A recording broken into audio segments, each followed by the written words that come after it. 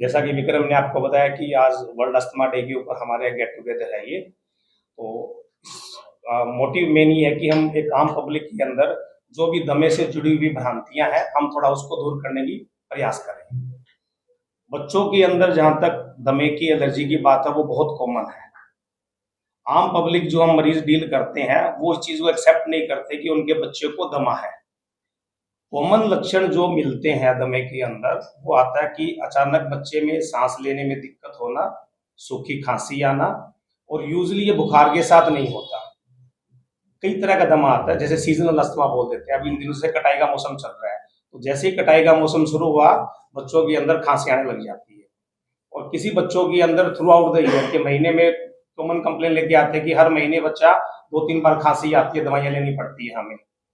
जो main motive है इस प्रेस कॉन्फ्रेंस का वो ये है कि दमे के अंदर आम पब्लिक वो बोलते हैं जी आप हमें दवाइयां दे दो पीने की, कोई एंटीबायोटिक दे दो, लेकिन मेन रोल रहता है बच्चों के अंदर नेबुलाइजर के या इनहेलर का।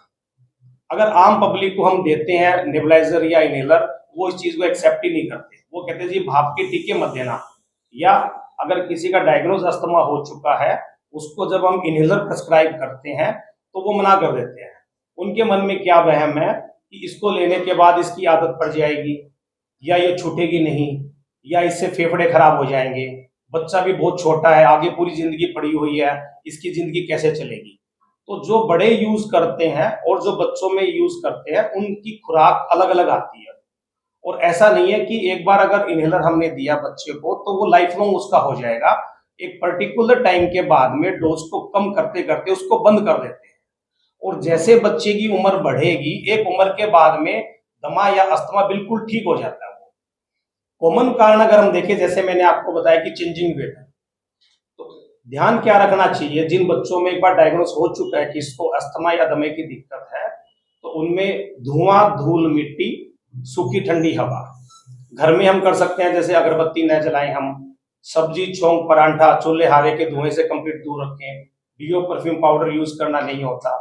और स्पेशली जो अभी हार्वेस्टिंग सीजन, कटाई का मौसम आ रहा है, इससे बच्चों को हम दूर रखें। एक और कॉमन मीथ आता है, जैसे ही बच्चे को खांसी जुकाम होती है, पेरीफ्री के अंदर बच्चे का खाना पीना बिल्कुल वो कम कर देते हैं। उसमें दूध बंद कर दिया, या दूध में पत्ती मिला के देते हैं कि चाय दे दो बच्चे में, वो जमेगा नहीं, कफ बलगम नहीं बनाएगा। वो घी, तेल, चिकनाई बच्चे की बंद कर दें, दही, लस्सी, छाछ बंद कर देते हैं।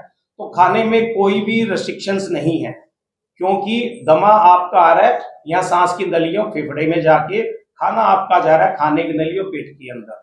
तो बच्चों में दमे के अंदर खाना पीना कभी बंद नहीं करना चाहिए, क्योंकि अगर हम ये बंद कर देंगे तो फिर ये बच्चे की ग्रोथ नहीं हो पाती। दमा को आप ऐसा नहीं है कि एक दवाई या 2 दवाई देगी आपने एक ही बार में ठीक कर दिया, क्योंकि क्रोनिक बीमारी है ये वाली, इसको ठीक होने में टाइम लगता है। अगर हम प्रॉपर उसका डायग्नोस बनाए दमे का, सही उसका हम इलाज लें, स्पेशली इनहेलर के रूप के अंदर, और अगर हम थोड़ी सावधानी रखें तो हम बच्चे को, मरीज को पूरा ठीक कर सकते हैं बिना किसी दिक्कत के। बाकी और कोई क्वेश्चन? बच्चों में अस्थमा किन कारणों से होता है और आगे बचाव कैसे करना चाहिए? बच्चों में देखो, अस्थमा के अंदर एक तो जेनेटिक फैक्टर आता है। अगर किसी फर्स्ट डिग्री रिलेटिव को, फैमिली में किसी को हिस्ट्री है, स्पेशली मदर, फादर, दादा, दादी, चाचा, ताऊ, नाना में किसी को नज़ला की दिक्कत है या किसी को सांस की दमे की दिक्कत है, तो उनके बच्चों में हेरिडिटरी ये आने की संभावना ज्यादा होती है।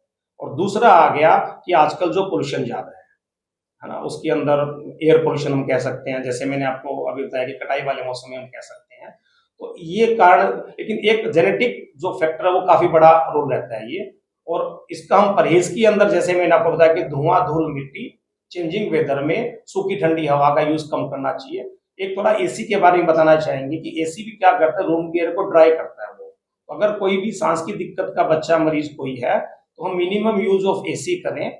जैसे रूम थोड़ा ठंडा लगे उसको हम बंद कर दें, क्योंकि ये मॉइस्चर खत्म कर देता है। और घर पे जैसे हम आजकल डीओ, परफ्यूम पाउडर खूब यूज होने लगा, तो वो यूज ना करें हम।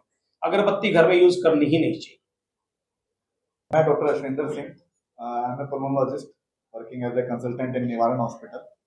जैसे डॉक्टर साहब ने आपको बच्चों के बारे में बताया, तो सिर्फ अस्थमा बच्चों तक लिमिटेड नहीं है, ये एडल्ट में भी लिमिटेड है।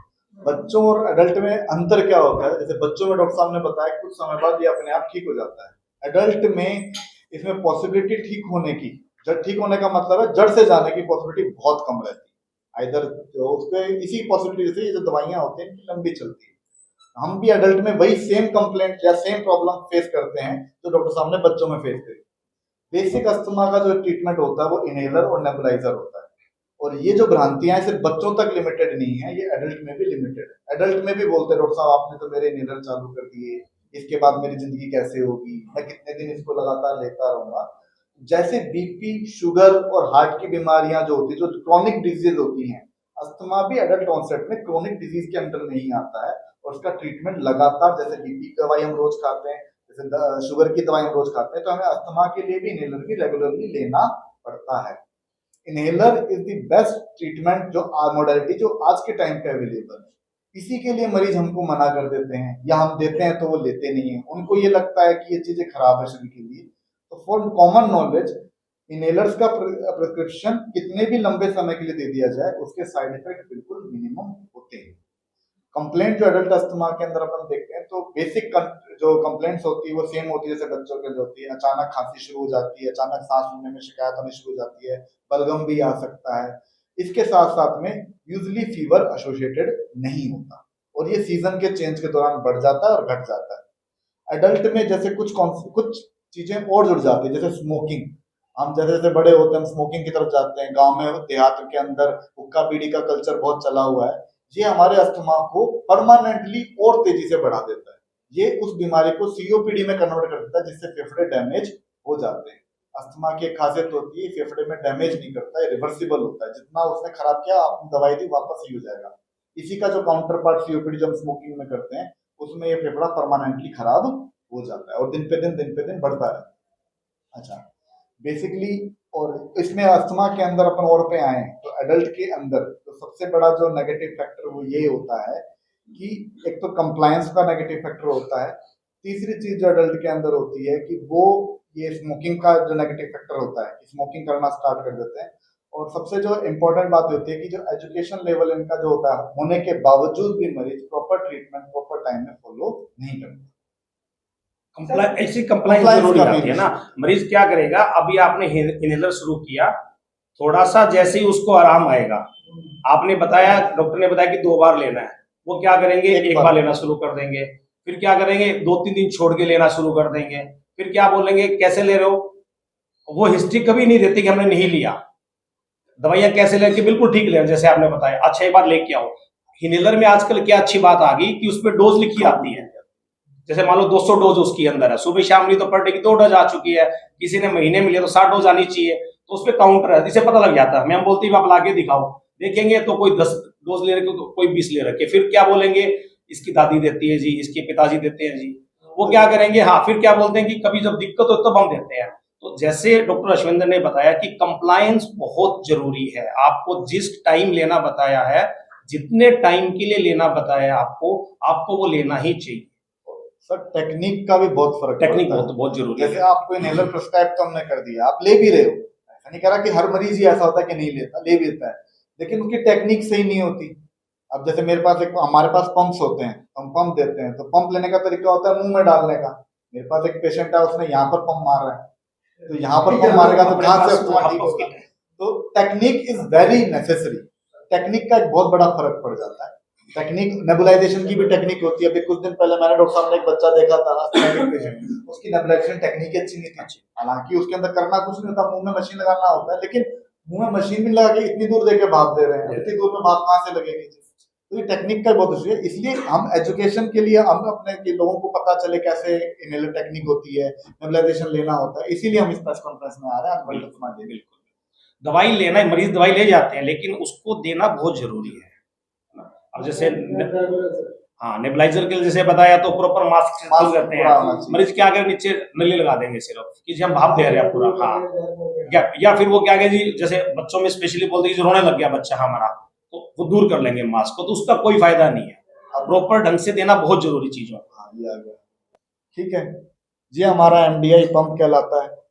ये हमारे ये आगे बढ़ते हैं, ये रिवोलाइजर होता है। इस रिवोलाइजर के अंदर यहाँ से जो कैप्सूल होते हैं, रोटा कैप, ये डाले जाते हैं। ठीक है, ये सिपहेलर है। ठीक है, और ये नेजल स्प्रे है। पहले अपन इसी पे ही आते हैं। अब ये जितने भी इनहेलर टेक्निक्स होती हैं बहुत जरूरी हैं।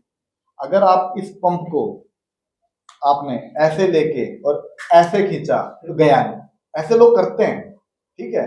दूसरा, आपने इसको इनहेलर को लिया और आपने खींचने से पहले इसको वापस बंद कर दिया, फिर लगाया, तो इसमें डोज लोड हो चुकी है, तो ऐसे इसमें अंदर जमने का चांस बन जाता है।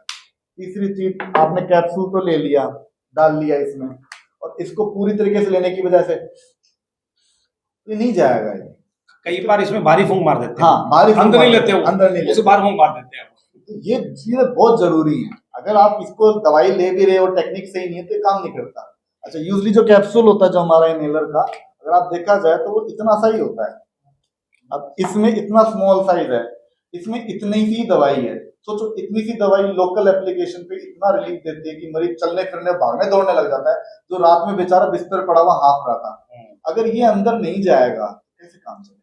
अच्छा, दूसरा, दवाई सेम है, खाने की दवाई मरीज देते हैं तो आराम से ले लेता है, बट सोल्ट उसमें भी सेम है, इसमें भी सेम है। लेकिन क्योंकि ये टारगेट ऑर्गन पे जा रही है, आप खाने की दवाई दे रहे हो, आपके पेट में गई, खून में गई, और फिर शरीर के सारे अंग में जा रही है, वो डोज भी कम हो गई, है ना।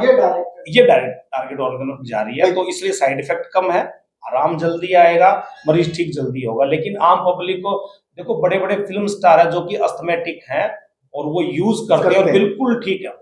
भाई अब ये भी देखो, जैसे ये इतनी सी दवाई है, अब इसका अगर टारगेट अप्रोच होता है, अगर अपन आंख में दवाई डालते हैं जब आंख में प्रॉब्लम होती है, या फिर अपन चमड़ी पे क्रीम लगाते हैं चमड़ी में दिक्कत होती है, तो फेफड़े में दिक्कत है तो फेफड़े में जाए ना, लीवर को और गुर्दे में क्यों जाए दवाई को।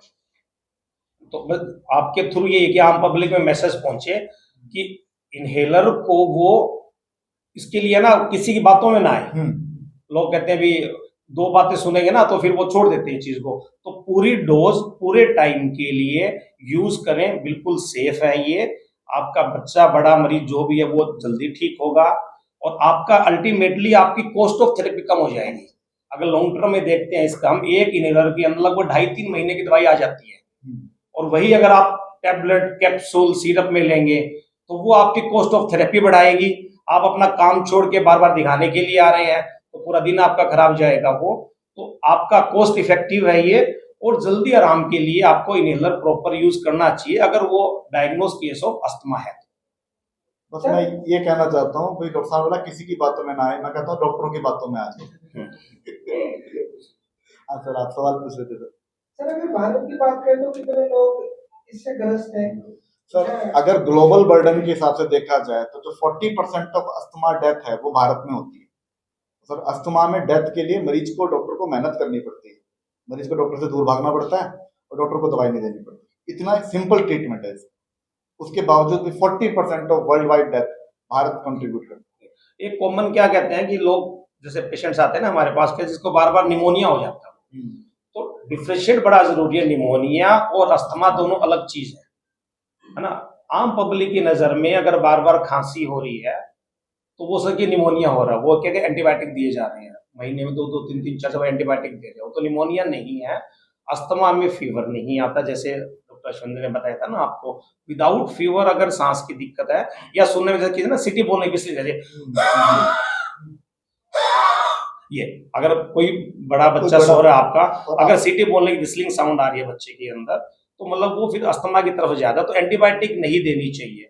एक स्टीरॉइड भी बहुत यूज, ओवर द काउंटर लोग ले जाते हैं, है ना, तो स्टीरॉइड का ओवर यूज नहीं करना चाहिए, ओरल स्टीरॉइड का, इनहेलर का नहीं। इनहेलर स्टीरॉइड सेफ है, ओरल स्टीरॉइड का यूज नहीं करना चाहिए। एंटीबायोटिक्स, अगर डायग्नोस केस ऑफ अस्थमा है तो फिर एंटीबायोटिक का कोई भी रोल नहीं है, आप अल्टीमेटली नुकसान कर रहे हैं, और वो दवाइयां फिर अगर फ्यूचर में जरूरत पड़ेगी तो वो काम ही नहीं करेगी।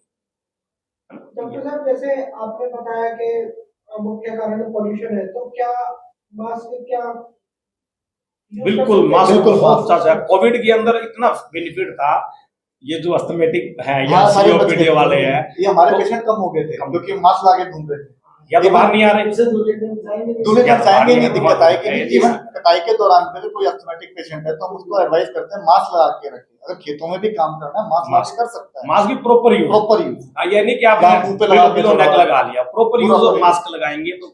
और साथ में आंख पे भी चश्मा, क्योंकि बिकॉज ये जो सारी चीजें होती है, जो पॉइंट्स ऑफ एंट्री होती हैं एलर्जन की, वो एक आंख, नाक, कान, आंख, नाक और मुंह ही होता है, और कहीं से एलर्जन ये कहीं नहीं सीजन होता। डॉक्टर साहब इस टाइम तो मेरे ख्याल से ये सीजन तो सबसे ज्यादा है present बिल्कुल बिल्कुल क्योंकि इस बिल्कुल टाइम बिल्कुल हमें ठीक है। जो पूरी भी करना वो बिल्कुल बारीक आप होते हैं। बीमारी का वो बिल्कुल, आंखों के अंदर और हमारे नाक से बिल्कुल सही कह रहे हैं आप। बिल्कुल आप बिल्कुल सही कह रहे हैं।